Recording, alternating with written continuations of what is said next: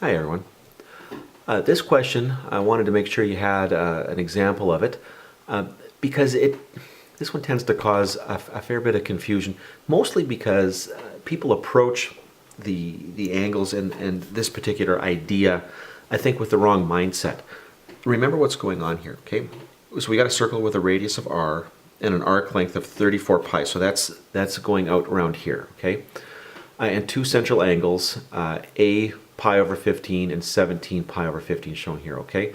So the 34 pi arc is subtending the central angle of 17 pi over 15. We want to determine a and r. First things first, we're going to find r. We're going to find a, okay? So number one, we're going to find a. And actually, this is pretty easy to do. What we're doing here, what this angle is telling me, is that I'm taking, think of it more like this, I'm taking pi and I'm dividing it into 15ths. Okay, now pi is the top half of the circle. Here it's corresponds to 180 degrees, and I'm going to split this thing up into 15ths, okay? So is that 1, 2, 3, 4, 5, 6, 7, 8, 9, 10, 11, 12, 13, 14, 15. Okay, so 15ths. I've got 17 of them. Well, now wait a minute.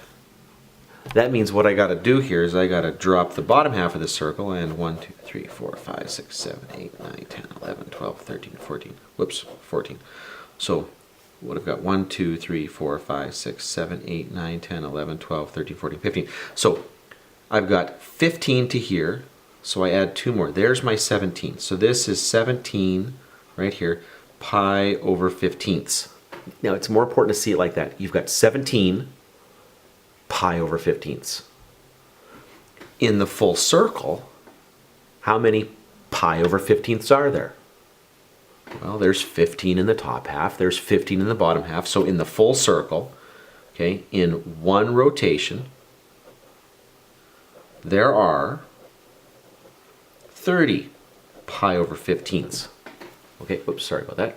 30 pi over 15ths, which means if I've got 17 here, then what I've got left over has to be 13 pi over 15ths.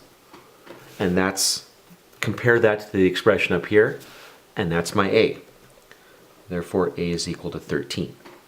Now, I didn't really need that to figure out what r is, but that's a nice place to start here. So it helps to just to again, don't get caught up thinking that 17 times pi divided by 15. It makes more sense to think of it as pi divided by 15 and then multiply that by 17. Now, we know that a is equal to r theta. Whoops, a is equal to r theta. We've got an arc length of 34 pi, and that is subtending an angle of 17 pi over 15. So I don't know what the radius is, but I know this is going to be 17 pi, pi divided by 15. Well, I can see right away here that in this equation the pi's will cancel. I could multiply it by 15, but I'm lazy. I'm so lazy. And I recognize that 34 divided by the 17 is 2.